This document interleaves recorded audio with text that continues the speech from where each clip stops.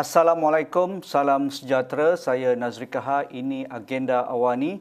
Beberapa hari saja lagi kita akan menyambut Idul Fitri, tetapi tahun ini apa yang kita sangkakan pada tahun lalu untuk kita dapat menyambut Idul Fitri bersama ahli keluarga ataupun dapat pulang ke kampung tidak tertunai ataupun tidak termakbul kerana keadaan COVID semakin tinggi dan juga tidak banyak berubah apa yang kita lalui pada tahun lalu. Biarpun pada ketika itu kita melalui Perintah Kawalan Pergerakan secara total, hampir semua aktiviti tidak dibenarkan termasuk aktiviti ekonomi, menyebabkan walaupun angka masih rendah ketika itu, kita terpaksa menyambut Idul Fitri bersama ahli keluarga di rumah.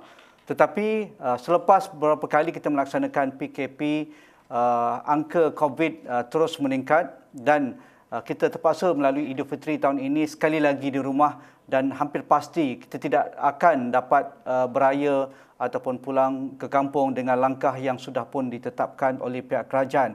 Apa yang menyebabkan kes kita semakin hari semakin tinggi dan segala langkah yang kita lalui selama ini sejak setahun lalu, adakah ia tidak memadai ataupun tidak berkesan, dan apakah cara yang terbaik untuk memastikan langkah yang terkini kita lalui sekarang sama ada PKP ataupun PKP pemulihan dan bersyarat itu akan mendapat jawapan yang berbeza ataupun secara terus terang kita dapat melandaikan sekali lagi lengkok pandemik COVID-19. Apakah syaratnya? Jika tidak, kita akan terus berada dengan situasi yang begitu menggelisahkan ataupun memberikan tekanan hidup kepada kita yang sudah pun kita lalui sejak setahun yang lalu. Jadi di talian melalui Skype pada malam ini, saya bersama dengan yang berbahagia Profesor Madya Dr. Malina Osman, Pakar Perubatan Kesihatan Awam dari Universiti Putra Malaysia. Assalamualaikum Prof. Madya, Dr. Malina. Waalaikumsalam warahmatullahi wabarakatuh. Dr. Malina, dengan kes positif yang tidak susut dan kelihatan terus tinggi, masyarakat seolah-olah kelihatan sudah pun letih ataupun kelesuan pandemik. Jadi apakah dengan kehidupan norma baru yang kita lalui ini sebenarnya ia tidak memberi banyak kesan bagaimana kita dapat melandaikan lengkok pandemik COVID-19? Secara umumnya, adakah kelesuan pandemik ini yang menyebabkan kita alpa, kita ambil cuai dan sedikit sebanyak peningkatan ketara kes sporadik di keliling kita sekarang ini? Okey, berhubung dengan apa yang kita lalui pada masa ini, pada pandangan saya, sebahagiannya adalah disebabkan oleh kelesuan kita lah menghadapi pandemik ini.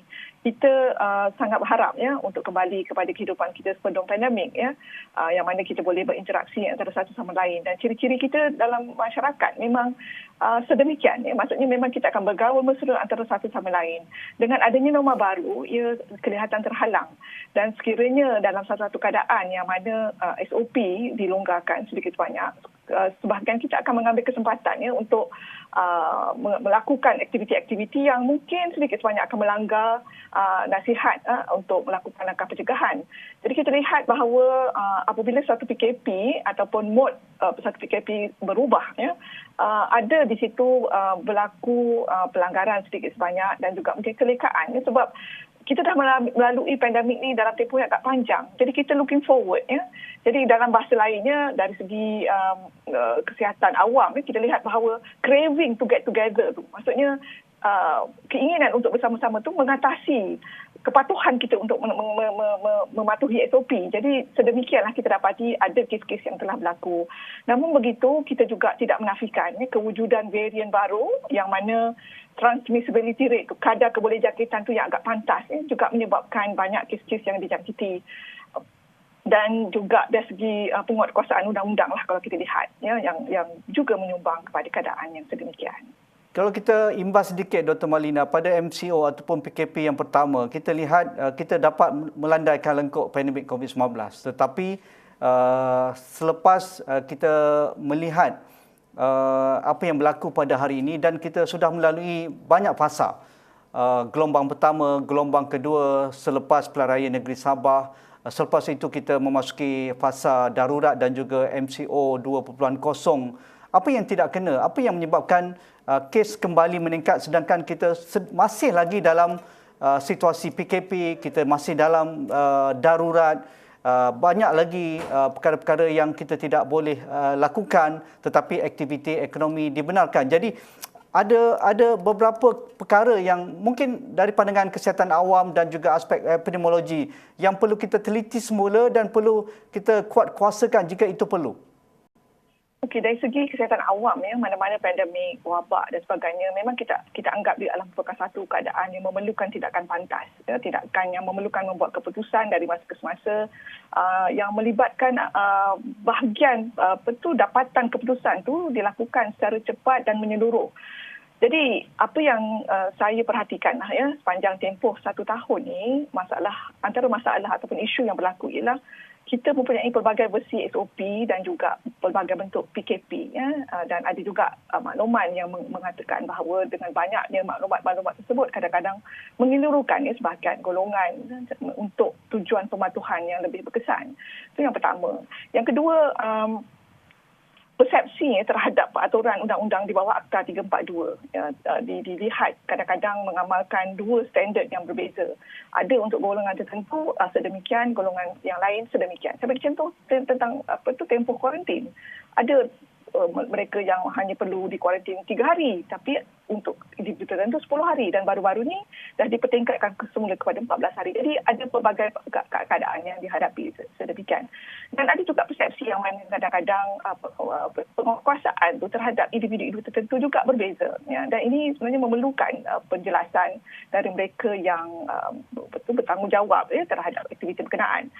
Dan akhir sekali pada pandangan saya lah dalam mengendalikan wabak ni sebenarnya kita memerlukan panel pegang sihat untuk memberikan cadangan, makluman dari masa ke semasa. Maksudnya pihak kerajaan sudah pun memang ada panel penasihatnya tapi di luar kementerian dan di kalangan masyarakat pada pandangan saya perlu juga diambil butiran tertentu. Saya bagi contoh tentang gelombang keempat saya sebut ni sebagai gelombang keempat. Kita telah kesan peningkatan kes sejak awal bulan April dan kita masukkan perbincangan di dalam media dan saya berpendapat pada ketika itu sepatutnya tindakan telah pun diambil. Bagaimanapun mungkin ada sebab-sebab tertentu ia hanya baru diberikan perhatian baru-baru ini. Jadi itulah antara sedikit sebanyaklah yang boleh saya kongsikan. Dari kes yang kita lihat sekarang dengan peningkatan unknown yang agak tinggi dan juga kes yang serius di katil-katil ICU yang tidak pernah kita lihat sebelum ini dan semalam sahaja kes kematian mencapai 24 orang antara yang tertinggi dalam sejarah COVID-19 di negara kita. Jadi apa yang boleh kita baca dari aspek kesihatan awam? Adakah kes sporadik ini memang kita tidak tahu asalnya di mana, walaupun kita sedia dimaklumkan oleh KKM varian South Africa ataupun Afrika Selatan, varian India dan varian yang begitu cepat berjangkit ini memang sudah ada di negara kita. Jadi nampaknya situasi sekarang seolah-olah ia memang sudah pun ada di keliling kita dan seperti mana Dr. Nur Hisham katakan, ia lebih berbahaya daripada kes yang ada di kluster-kluster kerana kluster ia bertumpu tetapi kes sporadik ini berada di mana-mana dan begitu cepat ia merebak. Pandangan Dr. Malina.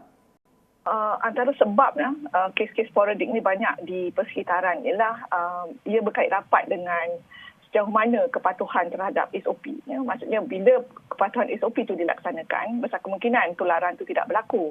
Tapi sekiranya ketidakpatuhan itu agak berleluasa menyebabkan pola jangkitan itu lebih cepat merebak dan melurak. Jadi kadang-kadang seseorang tu bila dia tidak memakai pelitup muka dengan sempurna ataupun tidak menjaga kebersihan tangan dan sebagainya, pergi dari satu tempat ke satu tempat yang lain kadang-kadang tak dapat nak dipastikan tempat yang dilawat itu mungkin ada varian yang baru ataupun yang lama yang sedia ada dan sebagainya, dan ini akan menyebabkan individu berkenaan mungkin juga sebab kita tahu ada sebahagian kita adalah asymptomatic dan dia mungkin juga berperanan untuk menularkan ke tempat lain.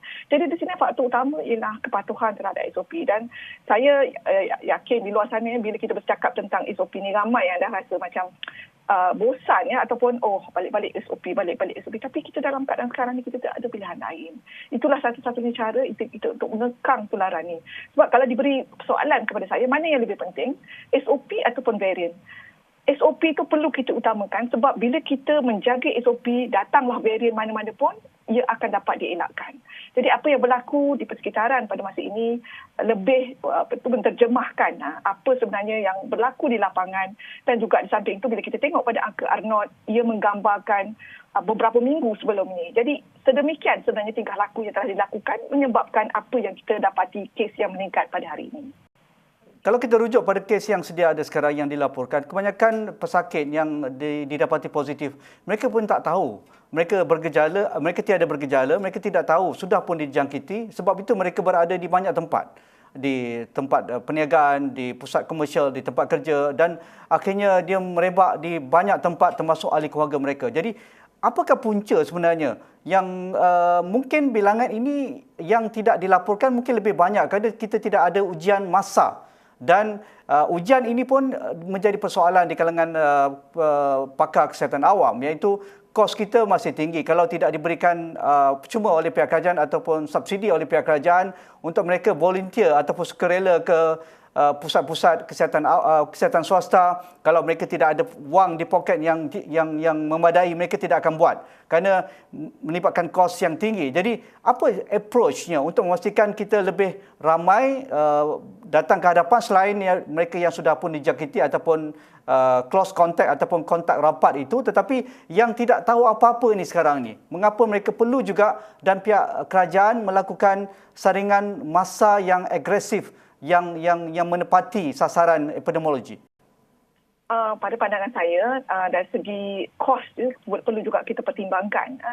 Oleh itu, mereka-mereka yang mempunyai sejarah terdedah kepada punca jangkitan di luar. Saya bagi contoh, mungkin keluar ke tempat awam dengan tidak memakai pelitup muka. Jadi individu begini elok untuk disaring. Tapi kalau mereka selama duduk di rumah tak ke mana-mana, tak perlulah menjalani proses saringan. Dari segi kesihatan memang kita sangat menitik beratkan tentang kos. Bagaimanapun jika ianya dapat disediakan dengan kos yang lebih rendah ataupun percuma oleh pihak kerajaan, memang saya sarankan untuk dilaksanakan secara besar-besaran ujian saringan. Dan dalam masa yang sama, kita perlu juga menyarankan untuk kita semua kekal untuk menjaga kepatuhan terhadap SOP. Sebab saya nampak di situ ada silap faham di kalangan individu, sebagai individu dalam masyarakat. Dia ingat bila dah saring, dah okey dah negatif, tak perlu dah dan mungkin tak perlu jaga SOP. Sedangkan pendedahan yang berulang memungkinkan seseorang tu mungkin akan mendapat jangkitan walaupun pada awalnya negatif.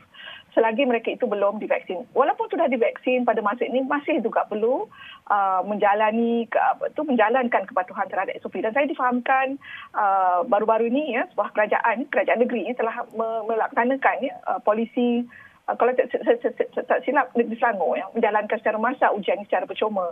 Dan saya harap ianya dapat dimanfaatkan oleh rakyat di negeri yang berkenaan.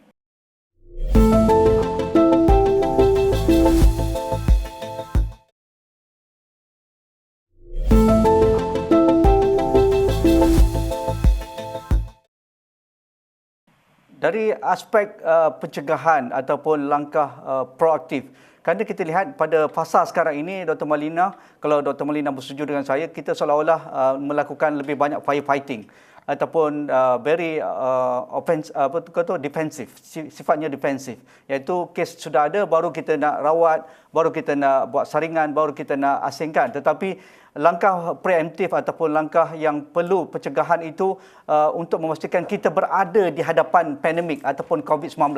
Apa caranya, Dr. Malina? Pada pandangan saya, kita perlu mengenal pasti faktor-faktor risiko yang menyebabkan berlakunya jangkitan, dan juga apakah faktor-faktor yang mungkin menyebabkan kluster ataupun wabak di tempat baru berlaku, dan juga apa menyebabkan transmissibility itu, kebolehjangkitannya sedemikian. Saya melihat di sini ialah untuk COVID-19 ni, faktor tingkah laku memainkan peranan.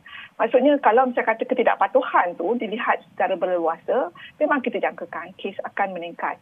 Dan di samping itu juga, kalau saya kata dalam keadaan-keadaan tertentu yang mana pemantauan ataupun penguatkuasaan tidak dilaksanakan, mungkin juga akan menyebabkan kes-kesnya dikesan, dan juga mungkin ada sebagainya yang terlepas hingga menyebabkan kluster di tempat yang baru.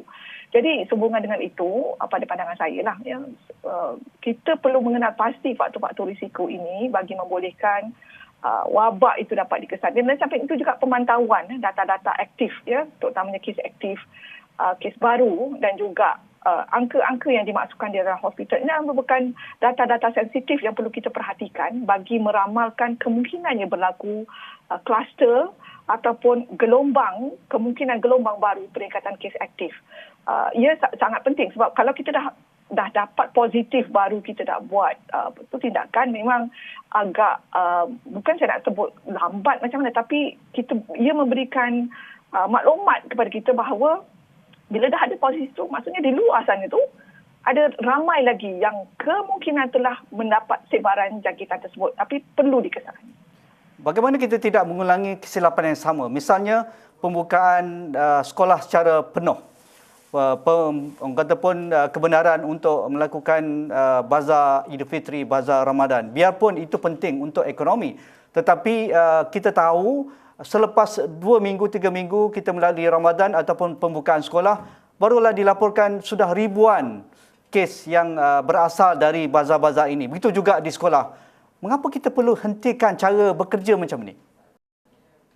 Pada pandangan saya, perkongsian data tu perlu dibuat secara kalau bolehlah secara langsung dengan masyarakat. Jadi mereka tahu perkembangan terkini, bukanlah selepas beberapa minggu baru kita dimaklumkan dah ada beribu-ribu kes. Sebab bila nak menunggu pada tempoh tersebut, kesedaran di kalangan masyarakat, mungkin mereka tidak dapat menerapkan keterukan situasi semasa sehingga menyebabkan kurang rasa untuk terus mempertahankan kepatuhan terhadap SOP. Walaupun dari masa ke semasa memang dah dinasihatkan, tapi fitrah kita ni sebagai manusia sentiasa terlupa dari masa ke semasa. Jadi kalau misalnya kita dapat kita berkongsikan data tu secara telus yang mana dimaklumkan dari masa ke semasa, tindakan sedemikian saya rasa boleh dilaksanakan dengan lebih pantas. Dan di samping itu juga kita perlu mendapatkan tim sama dari mereka yang di lapangan memerhatikan corak tingkah laku masyarakat. Kalau misalnya kita lihat di situ memang banyak pelanggaran yang berlaku, memang tindakan lebih pantas perlu dilaksanakan. Langkah terkini penggunaan aplikasi data raya dan juga kecerdasan buatan AI dibangunkan oleh negara dan juga MOSTI ataupun HIDE, sistem pengecaman lokasi panas untuk libat urus dinamik itu. Adakah ini satu sistem yang akan membantu banyak kepada pihak berkuasa? Jujurnya saya tak pasti HIDE ni untuk memberikan maklumat kepada orang awam ataupun untuk membantu pihak kerajaan atau pihak-pihak agensi berkenaan untuk menguruskan wabak. Tapi kalau diberikan tu soalan ni kepada saya sebab dari segi kesihatan awam, dari segi pengurusan wabak ia tidak banyak membantu sebab kalau kita lihat pada apa yang dikesan dalam sistem berkenaan ialah kes-kes positif maksudnya tempat-tempat yang dikunjungi oleh mereka yang memang sudah positif. Bila sudah positif, seperti yang kita nyatakan tadi bahawa tularan tu sudah sedia berlaku. Maksudnya kita agak terlewat sedikit. Maksudnya tak dapat nak mengelakkan wabak. Tapi kalau kita dapat mengesan sesuatu keadaan yang mana berdasarkan data, pola tingkah laku dan faktor-faktor risiko yang kita rasakan sesuai untuk dimasukkan ke dalam sistem, kita boleh meramalkan kemungkinan berlakunya kluster ataupun gelombang yang baru a week before. Maksudnya beberapa minggu sebelum ianya benar-benar berlaku. Jadi itu adalah lebih baik daripada dah positif baru kita dah nak kesan.